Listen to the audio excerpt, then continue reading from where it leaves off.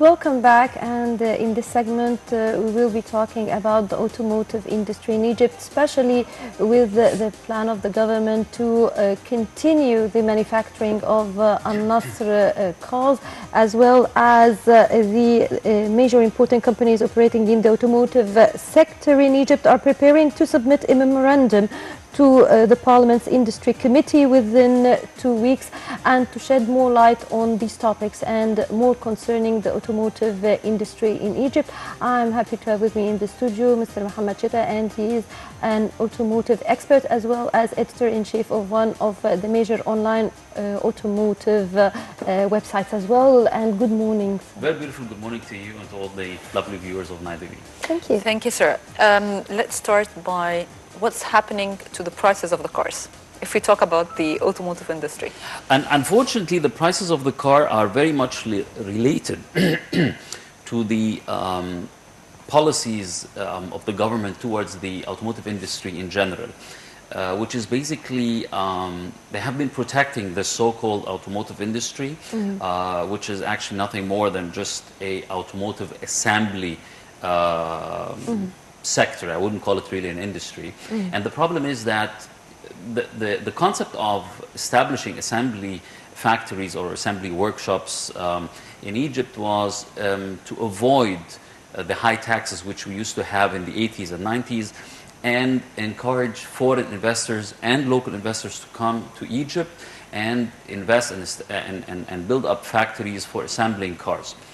The problem which we had, that none of those car companies or the Egyptian investors in Egypt never had the plan to build a factory for exporting cars. Although this was the initial goal of the government, to build factories in order to export cars, and in order, of course, to have a huge revenue in foreign currencies. Unfortunately, all the capacities of all the 17 assembly lines we have in Egypt, with of two companies, do not exceed 4,000 or 3,000 cars a year. Whereby, if you want to have a factory for exporting cars, like it is, for example, the case in Morocco, for example, then you need at least a factory with a capacity of with minimum 300,000 to 400,000 cars a year. The fact is that those 17 assembly lines we have in Egypt combined officially do not exceed 100,000 cars a year. And I think 100,000 is way exaggerated, and I think they do not exceed even 50,000 cars a year. And of course, they use this situation in order to exploit the Egyptian consumer and sell the car for almost double the price of the real value of the car. For example, if the car has a value of only 50,000 Egyptian pounds, before, of course, the devaluation of the pound recently, they sell it for 100,000. So the profit margin is tremendous in Egypt. The profit margins usually abroad, for example, in Germany or the United States, they do not exceed 7 to 10% per car. Here in Egypt, we have profit margins starting from 35 or 40% going up to 80, and in some cases even up to 100%. Well, how do you think, so this is why the prices in Egypt, the local assembled cars, are extremely high, and the consequence of this is that, of course, the importers, when they get a car from abroad, they say, okay, I mean, if they're making so much money with the locally assembled cars, then I'm going to make a lot of money as well. And then, of course, they put a much higher profit margin than they should have. Now, how do you see the House of Representatives now looking into laws to amend car manufacturing in Egypt? And what have you heard about the memorandum that the car manufacturers, suppliers will be giving or handing to the House of Representatives, especially that there were debate about certain articles, like Article 6 of the draft law, which grants encouraging incentives to exporting companies, whether they export cars or components. Would you elaborate on that? Because these, for me, are quite vague issues. Sure. You're talking about the so-called National Egyptian Automotive Strategy, which has been discussed for over the past 2 years. It was presented by a couple of car companies to the Minister of Industry and Trade, Mr. Tariq Qabil, 1.5 years ago. And then after that, this strategy went to President Abdel Fattah al-Sisi, who agreed in general about the concept of the strategy. Then it went back to the Parliament for getting the approval from the Parliament. And during those 1.5 years, of course, the car importers, not the assemblers, they noticed that this strategy is not in favor of the car industry or the car market in general, but only in favor for just a few car assemblers. The main issue of this strategy is that they give lots of benefits for cars producing more than 50 or 60,000 cars a year. And actually this only applies to 2 companies in Egypt. So this means that there would not be a real competition. Secondly, the fact that they are asking for more protection for like another 10 years, this is something I really do not understand, because actually the government has been protecting this industry for the past 30 years and nothing happened actually. They weren't able to compete with the international market, in the international markets. They weren't able to compete with the international products coming to Egypt, for example. So I think this strategy needs to be actually withdrawn by the Parliament, because it's not actually, it's neither helping the Egyptian economy nor actually the Egyptian consumer, which is actually, the Egyptian consumer should be the one profiting from something like this. The problem is we have lots of conflict of interests in this sector. For example, the former Minister of Transport, for example, Mohamed Mansour, his family owns one of those companies. And also, for example, the former Minister of Industry, Munir Fakhri Abdul Noor, who was also a former Minister of Tourism, also one of his family is also owns one of those 2 companies which would profit from this strategy. And all the other 40 companies, the importers and all the thousands of workers working in this company, they would actually have lots of disadvantages through this strategy. What is even more important than that, I think the government is not really aware about where to start in order to develop this sector. Minister or the head of the Suez Canal Investment Authority, or investment zone, Mr. Ahmed Darwish, he was just in Germany a couple of days ago in order to meet with some German companies to convince them to come and invest in Egypt. The problem is we should not contact the big brands right now. First of all, we should try to get the feeding companies and the component manufacturers to come to Egypt first, because actually none of the international brands is going to come to Egypt, because currently, in Egypt, we do not have a feeding industry capable of providing the quantity and the quality for international car companies to come to Egypt. If they come to Egypt, first of all, they want to look, okay, where are the component manufacturers and the feeding industry from which I will buy the parts? We don't have any, because actually, over the past 20 or 30 years, those 60, 70 companies working in Egypt, they have only been concentrating on the local car companies, assembling cars here in 6th of October City or whatever. So both the quantity and the quality of the products and the components that they manufacture would not help them to be able to export them to the international car companies or even to convince the big brands to come to Egypt. So the government is actually approaching this sector with the wrong approach. I'll just give you a few numbers just to give you an idea. For example, in Mexico, I'll give you the numbers of Mexico and Germany and Egypt. In Egypt, the so-called Federation of the Feeding Industry, they claim that we have around 200,000 people working directly in the automotive sector in Egypt. Those 200,000 people are supposed to be assembling 100,000 cars a year.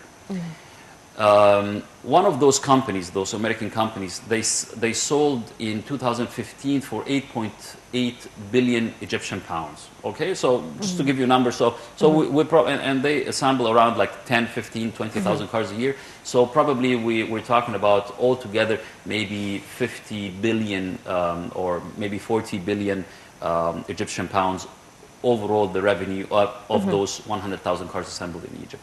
If we take Germany, for example, they have 800,000 people working in this industry, but those people, they assemble 5 million cars.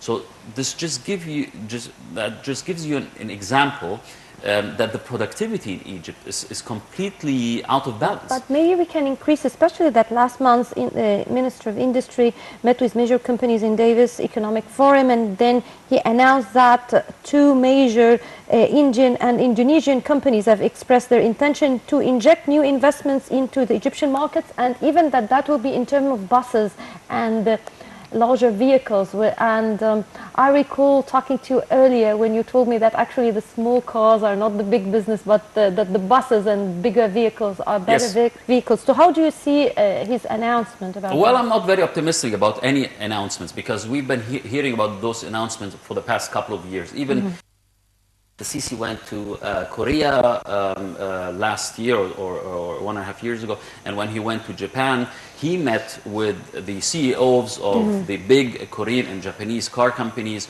and some of them even came to Egypt. They met with Ibrahim Mehlib. Some of them met with Prime Minister Sharif Ismail, with Ibrahim Mehlib when he was still Prime Minister. Yes.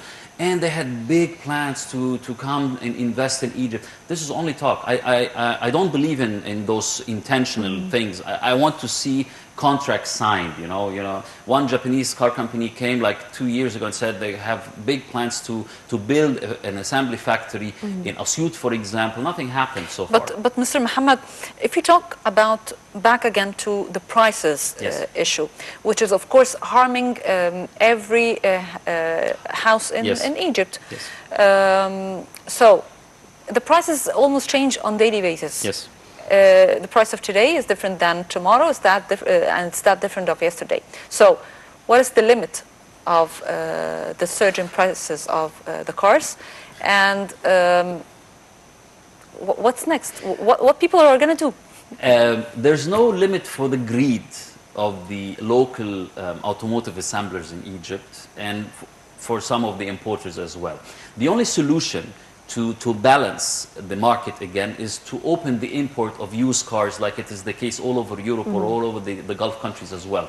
I do not understand why the government... But they will have their own profit also from the used car. No. Actually, you see, the used cars which are sold in Europe, for example, if we open the import for used cars, we'll probably mainly get them from Europe. We will not get them from Japan, because in Japan they are right-hand driven cars. We'll probably not get them from Korea because it's too far away. So Europe is actually the closest area and the cheapest area to import cars from. So the cars, the 5 and 10-year-old cars in Europe are in very good condition. First of all, they have very modern technology. They have something called Euro 5 and Euro 6 emission standards. Secondly, they have the highest active and passive safety features as standard because of the EU regulations. So this means a few very important things. First of all, we'll get cars which are very fuel efficient. This means the fleet consumption of the cars driving on Egyptian roads will go down, which will mean on the long run that we'll need less fuel. Consequently, we will need less foreign currencies to import fuel from abroad. Secondly, all those cars are extremely safe cars compared to the low quality and low budget cars assembled in Egypt. This means this will reduce the accidents on Egyptian roads. We will have less road fatalities on Egyptian roads, and consequently also we will not need as much spare parts as before, and this will also again save foreign currencies for the Egyptian government. Secondly, the pollution will become less in Egypt, and this is extremely important for attracting investors, because as long as we have a very high pollution of the air here in Egypt, this will make foreign investors stay away from Egypt, and this again will save the government lots of money, because then less people will get sick through the bad air quality, and this will again save lots of money for the Egyptian government. Mr. Mohammed, before we wrap up the episode, because we're a few minutes away, I'm interested to ask about an article I read on your website, which was entitled, "Is Egyptian car market corrupt or collapsing?" It was quite interesting, and how the article called the ones who were marketing it the so-called car marketers. Okay. Yeah, I was quite interested in that article. And unfortunately, the automotive market in Egypt in specific, I mean in the Middle East in general, but in Egypt in specific, is quite corrupt, unfortunately, and especially the influence of the so-called media, again, the so-called automotive media. Yeah. Media is, the role of the media is supposed to be unbiased and balanced, and actually this is not the case in Egypt.